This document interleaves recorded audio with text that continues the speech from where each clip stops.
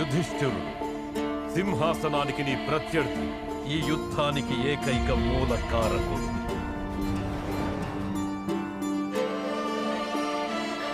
ఇప్పటి వరకు ఆ యుధిష్ఠిరుడు మన చేతికి చిక్కితే వాళ్ళ శక్తి, తెలివితేట, సమతుల్యత అన్ని నాశనము.